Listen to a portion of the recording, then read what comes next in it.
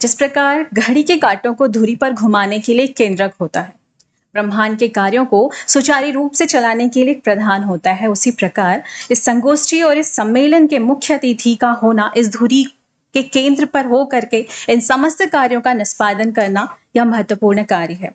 आज इस उद्घाटन सत्र पे मुख्य अतिथि के रूप में विराजमान बलदेव जी प्रोफेसर, आप कुशाभाऊ ठाकरे पत्रकारिता एवं जनसंचार विश्वविद्यालय रायपुर छत्तीसगढ़ के कुलपति प्रोफेसर बलदेव भाई शर्मा देश के ख्यातनाम पत्रकार हैं और शिक्षा, संस्कृति, राष्ट्रीयता के अध्येता के रूप में देश भर में प्रख्यात है।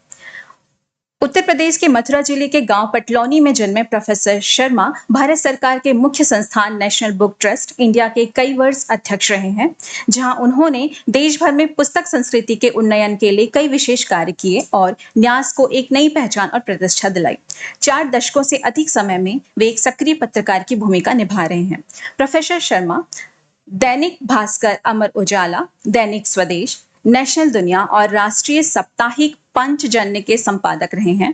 उन्हें राष्ट्रीय एवं सामाजिक सरोकारों की पत्रकारिता के लिए विशेष रूप से जाना जाता है। एक यशस्वी मीडिया शिक्षक के रूप में उनका नाम बड़े ही सम्मान से लिया जाता है। हिमाचल प्रदेश केंद्रीय विश्वविद्यालय धर्मशाला में आप पत्रकारिता विभाग में आचार्य एवं विभाग अध्यक्ष रहे हैं तथा अनेक विश्वविद्यालय एवं प्रमुख शैक्षणिक संस्थानों में मीडिया शिक्षण, संस्कृति और शिक्षा पर उनके करीब 250 विशिष्ट व्याख्यान हो चुके हैं। प्रोफेसर शर्मा पत्रकारिता में उल्लेखनीय कार्यों के लिए राष्ट्रपति द्वारा गणेश शंकर विद्यार्थी सम्मान, मुख्यमंत्री योगी आदित्यनाथ द्वारा उत्तर प्रदेश हिंदी संस्थान के साहित्य भूषण सम्मान, मुख्यमंत्री शिवराज चौहान द्वारा मध्य प्रदेश शासन के मानिक चंद वाजपेयी राष्ट्रीय पत्रकारिता सम्मान, उत्तर प्रदेश के महामहिम राज्यपाल श्री राम नाईक द्वारा लाइफ टाइम अचीवमेंट अवार्ड और महामहिम राज्यपाल माननीय आनंदीबेन पटेल द्वारा ब्रिजरत्न सम्मान, साहित्य देश के अनेक प्रमुख सम्मानों से विभूषित हैं। उनकी मेरे समय का भारत, आध्यात्मिक चेतना और सुगंधित जीवन, अखबार और विचार, संपादकीय विमर्श, भारत सांस्कृतिक चेतना का अधिष्ठान जैसी करीब 1 दर्जन चर्चित पुस्तकें हैं। प्रोफेसर शर्मा की पत्रकारिता और जीवन पर आधारित पुस्तक मानुष जन्म अनमोल बहुत लोकप्रिय है। राष्ट्रीयता, अध्यात्म और संस्कृति के चिंतक और अध्येता के रूप में उनकी देश भर में ख्याति है। देश के अनेक प्रमुख विश्वविद्यालयों और चीन, Britain, Abu Dhabi, Mauritius, Mexico, Sharjah और फिजी आदि में उनके व्याख्यान हुए हैं। देश के अनेक मुख्य पत्रकारिताओं उनके करीब 1000 शोधपूर्ण आलेख प्रकाशित हो चुके हैं। उनके व्यक्तित्व, लेखन और पत्रकारिता पर वर्धा केंद्रीय विश्वविद्यालय में शोध कार्य किया गया है और कई शोध छात्राओं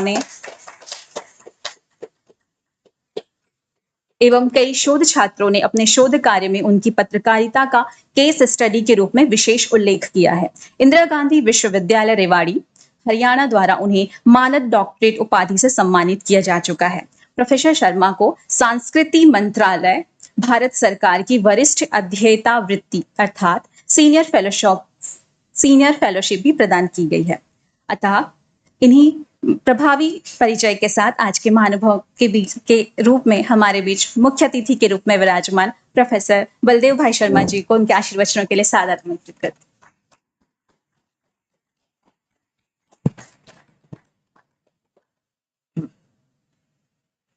नमस्कार मित्रों। वाजपेयी जी तो ख्यातनाम है। उन्होंने अपना परिचय रुकवा दिया कि उनको सब जानते हैं और मुझे ज्यादा लोग नहीं जानते, इसलिए मेरा परिचय इन्होंने पढ़ा।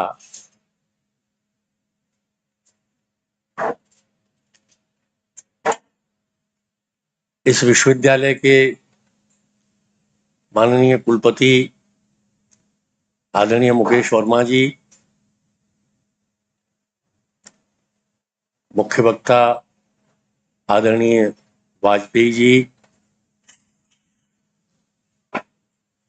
श्रीमान गिरीश झा जी,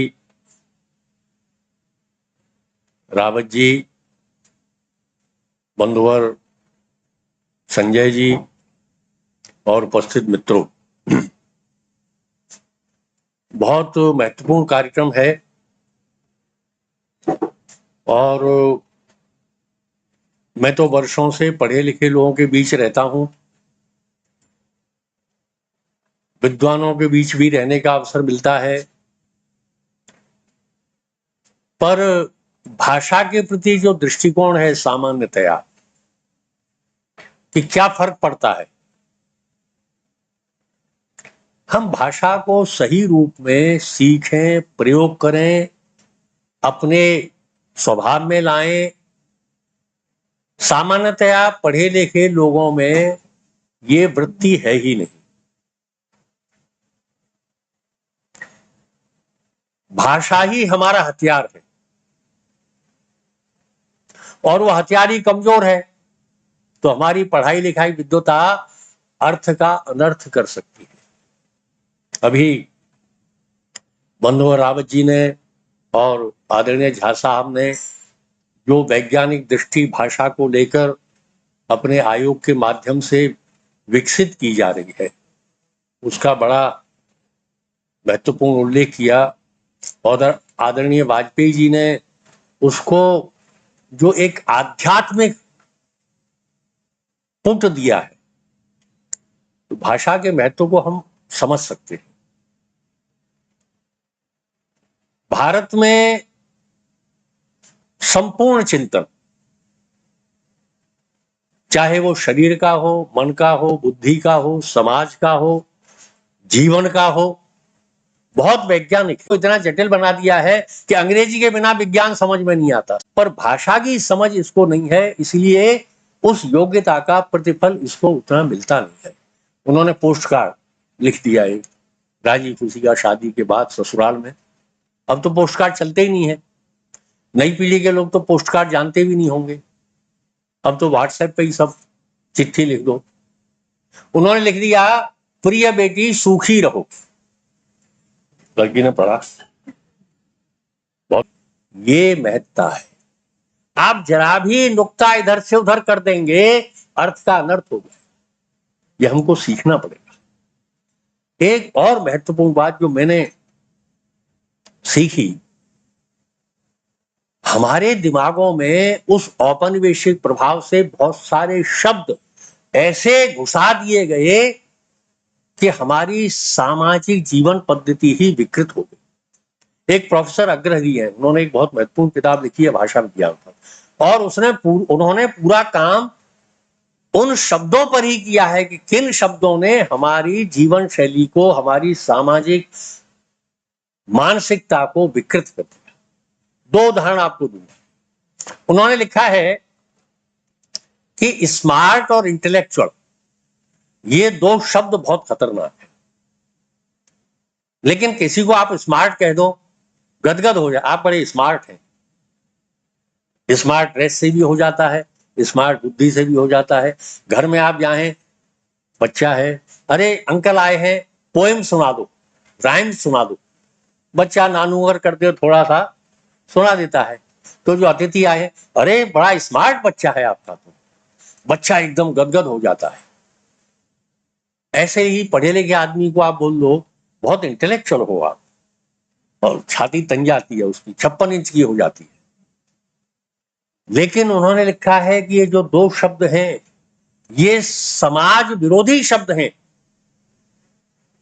उन्होंने विशेषण किया है कि स्मार्ट और इंटेलेक्चुअल वो है जो आगे बढ़ने वाले को टांग मारकर नीचे गिरा दे और चालाकी से खुद आगे बढ़ जाए,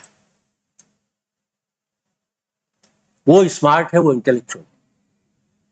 आप लोग बातचीत में कोई अपने बीच का सहयोगी बहुत सीधा साधा भोला भाला सा होता है, उसको समझ अकल देते हैं, अरे भाई थोड़े प्रैक्टिकल बनो,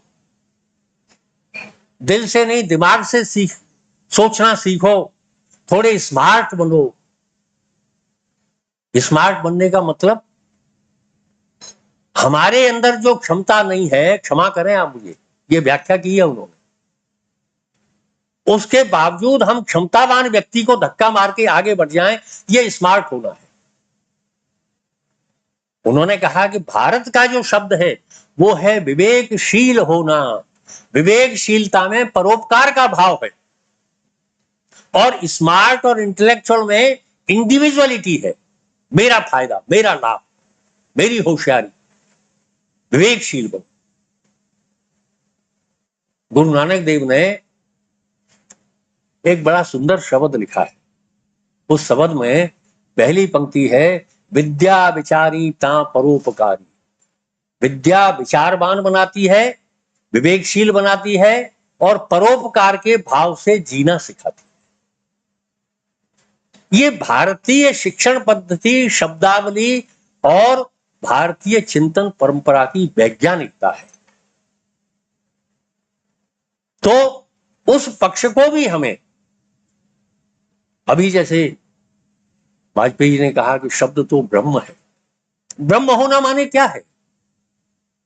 हमको सिखा दिया गया, बड़ा जोरदार नारा हम लोग बड़े खुश होकर लगाते हैं, विविधता में एकता, भारत की विशेषता, यूनिटी इन डाइवर्सिटी। क्षमा करें आप मुझे, मैं इससे सहमत नहीं। बड़ी चालाकी से हमारे अंदर घुसा दिया गया इन वाक्यों को बोलकर कि हम आपस में छितराए हुए हैं, एक नहीं है, हमको एक बनाया जा रहा है। हमारे ऋषि ने लिखा, गीता में आया है, एको अहम बहुश्यामः, मैं एक ही हूं, बहुतों में रूपांतरित हूं। हमारी एकता बाहर से बनाई हुई एकता नहीं है, संतरे की तरह की एकता नहीं है हमारी कि बाहर से खोपटा उसका एक है, अंदर फांके अलग अलग है। हमारी एकता खरबूजे की तरह है मित्रों, जो बाहर से अलग अलग दिखता है, लेकिन खरबूजा काटो तो पूरा एक है, फांक अलग नहीं हो सकती उसकी। ये भाषा की, ये चिंतन की, ये हमारे विचार की वैज्ञानिकता है। इसको समझने की आवश्यकता है। गलत शब्दों का प्रयोग किस तरह हमको भ्रमित कर रहा है। अंत में केवल एक बात कहकर विराम दूंगा। आजकल नेशन और नेशनलिज्म, राष्ट्रवाद बहुत चल रहा है। ये बड़ा सांप्रदायिक है, देश को तोड़ रहा है, ये है वो, सब कुछ भी बोलते हैं लोग, लेकिन हमें पता ही नहीं है कि नेशन और नेशनलिज्म ये भारत के शब्द नहीं है। जर्मनी का विद्वान फ्रिशे, उसने नेशन और नेशनलिज्म की थ्योरी 17वीं शताब्दी में प्रस्तुत की, और उससे हजारों साल पहले भारत के ऋग्वेद में, जिसको यूनेस्को विश्व मानव जाति की प्रथम पुस्तकों में से मानता है, उस ऋग्वेद में हमारे ऋषियों ने लिखा, भद्रम इच्छन्ति ऋषयः स्वरविदः तपोदीक्षाम एतद राष्ट्रे बलम तेजस जायते। हजारों साल पहले राष्ट्र शब्द की व्युत्पत्ति भारत की ऋषि परंपरा में की।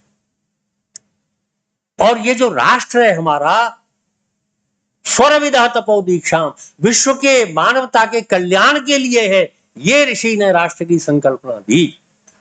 और जो नेशन है, नेशनलिज्म है, इसने दुनिया में साम्राज्यवाद की स्थापना की। दुष्ट साम्राज्यवाद, जिसने दुनिया के अनेक देशों की, अनेक जातियों की, अनेक प्रजातियों की पहचान समाप्त कर दी। अंग्रेजों ने भारत में क्या क्या किया, Indian and dogs are not allowed. ये जो संकीर्णता है, फ्रिशे ने लिखा, वी आर एक्सक्लूसिव, हम सर्वश्रेष्ठ हैं। भारत में ऋषि ने कहा, स्वरविदः तपोदीक्षाम, समावेशी भाव भारत के चिंतन में है। हम सब एक हैं, एको अहम बहुश्याम, हम एक हैं, और इसलिए कोई श्रेष्ठ नहीं है, न भाषा के नाम पर, न जाति के नाम पर, न रहन सहन खान पान के नाम पर, हम सब एक हैं, कोई भेद नहीं, कोई विभेद नहीं। ये जो मानसिकता है, इसको हमें ग्रहण करना पड़ेगा, तभी वास्तव में भारत विकसित भारत के रूप में प्रतिष्ठित होगा। एक भारत श्रेष्ठ भारत। हमारी भाषाएं समृद्ध हों। कई बार हम बोल लेते हैं भारत बहुत संस्कृति का देश है। बिल्कुल, भारत की संस्कृति एक है, एक संस्कृति एक राष्ट्र है। संस्कृति कभी विविध नहीं होती, सभ्यता विविध होती है, कल्चर विविध होती है। कल्चर शब्द हमारे दिमागों में ला दिया गया, संस्कृति का विकल्प बना था। कल्चर संस्कृति नहीं है मित्रों। कल्चर तो खान पान, रहन सहन, चलना फिरना, पहले पैदल चलते थे, फिर साइकिल से, अब कार से चलते हैं। ये सभ्यता का विकास है। संस्कृति तो जीवन पद्धति तय करने वाला तत्व है। भाषाएं भी उसी से निकली, और इसलिए भाषाओं का विचार करते समय हम निश्चित रूप से अपने मन में भारत के प्रति एक आत्मीयता का, एक अपनत्व का, एक गौरव का भाव।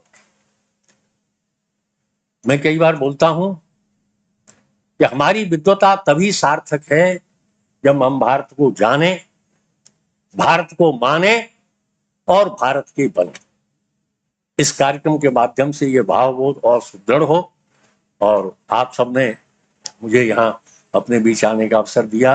आदरणीय कुलपति महोदय का, बंधुवर संजय जी का मैं सचमुच हृदय से बहुत आभारी हूँ। इतने अच्छे कार्यक्रम में मुझे सहभागी बनने का अवसर मिला। नमस्कार।